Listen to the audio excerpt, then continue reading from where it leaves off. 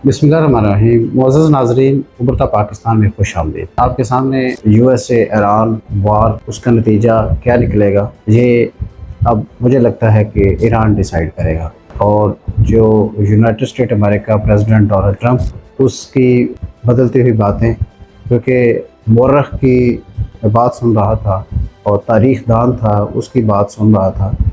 वो कह रहा था कि अगर सदर यूनाइटेड स्टेट अमेरिका मुंह बंद रख लें कुछ अरसे के लिए, तो ये पीस प्रोसेस कंप्लीट हो सकता है। और यहाँ पर प्रिसेशन देनी पड़ेगी गवर्नमेंट ऑफ पाकिस्तान को, प्राइम मिनिस्टर साहब को, और उसके साथ साथ फील्ड मार्शल जनाब जनरल आसिम मुनीर साहब को, सिपाही सलार पाकिस्तान, जिनकी एफर्ट, जिनकी कोशिश रंग लाई है अल्हम्दुलिल्लाह। एक बहुत बड़ा मैसेज 192 प्लस कंट्रीज़ के अंदर गया है।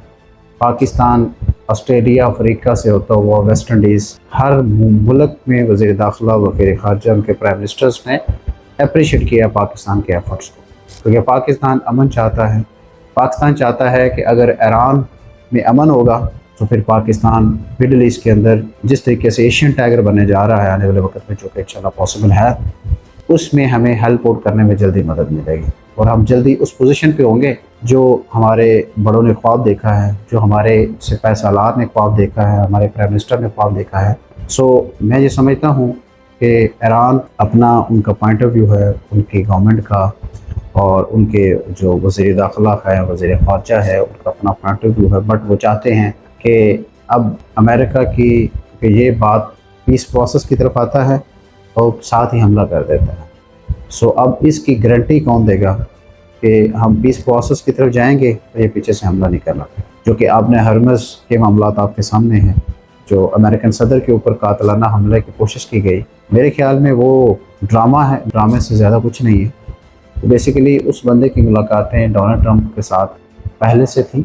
सो फिर ऐसा बंदा कैसे हो सकता है कि वो आकर सिक्योरिटी थ्रेट बन जाए। वो सारा एक नूरा कुश्ती है, जिसका मकसद आने वाले मिड टर्म इलेक्शंस, जो अमेरिका में स्पेशली डोनाल्ड ट्रंप की पार्टी के लिए बहुत बड़ा चैलेंज है, और उसके साथ साथ जो अमेरिका में डोनाल्ड ट्रंप की जो जमात है उसकी गिरती हुई मकबूलियत है। क्योंकि लोग ये समझते हैं कि ये जो वार अमेरिका ने ख़रीदी है ये इसकी थी नहीं। जब जंग इसकी नहीं थी तो फिर ये डोनाल्ड ट्रंप की बेवकूफ़ियों की वजह से इसराइल के पीछे लग के, इसराइल ने तो निशान इबरत बनना है। अब वो किस मुल्क का हिस्सा पाकिस्तान के हिस्से आता है या तुर्की के हिस्से आता है, तो ये वक्त बताएगा, लेट्स सी। बट अमेरिका ने जितना लॉस किया अपना इस जंग के अंदर, इंटरसेप्टर इनके ख़त्म हो गए, और जहां आपने हरमुज़ का एक्चुअली कंट्रोल ईरान का है, और ईरान कभी अपना कंट्रोल लूज़ नहीं करेगा। और वहाँ जो डायनामिक्स हैं, माउंटेन डायनामिक्स हैं,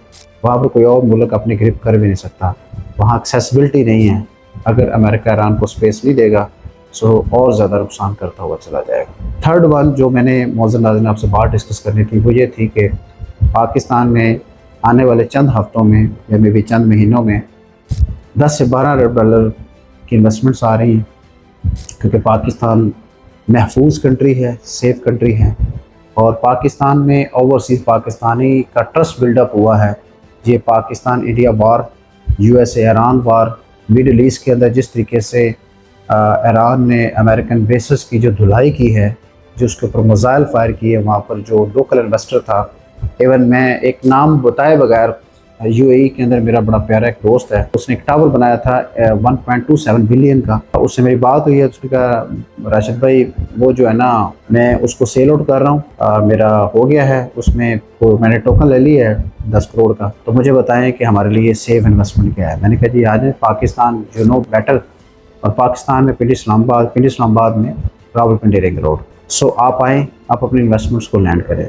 सो एक तो पाकिस्तान में जो गवर्नमेंट रिफॉर्म्स करने जा रही है रियल एस्टेट के ऊपर, जैसे सीडीए ने 3% से 1% कर दिया, इसी तरह टैक्सेस की रेशियो को कम किया जा रहा है ताकि स्पेस मिले ओवरसीज़ पाकिस्तानी को, जो कि काफ़ी टाइम से वो स्टक है, लोकल इन्वेस्टर स्टक है। सो टाइम आ गया है कि उनको स्पेस दिया जाए। मौजूद नाज़रीन, चौथा पॉइंट ऐड करके आपसे इजाज़त चाहूँगा, वो ये है कि पाकिस्तान अल्हम्दुलिल्लाह पॉलिटिकल और उसके अलावा जो सिपाही सलार पाकिस्तान आसिम मुनीर फील्ड मार्शल, उनकी एफर्ट्स से पाकिस्तान बेहतर डायरेक्शन में जा रहा है। ये बात कहने का मतलब, अब आप आज देखें पाकिस्तान के अंदर कि वॉर कंडीशन के अंदर भी पाकिस्तान में आपको पेट्रोल मिल रहा है, गैस मिल रहा है, किसी चीज़ की बंदिश नहीं है। बट ज़ाहिर है कि चूँकि सप्लाई थोड़ी सी स्लो है, उसकी वजह से रेट हमेशा हाई करते हैं। आप तो अब बखूबी जानते हैं कि पाकिस्तान में अगर टमाटर और प्याज को 2 दिन के लिए रोक लिया जाए, उसका रेट भी 500 को क्रॉस कर जाता है।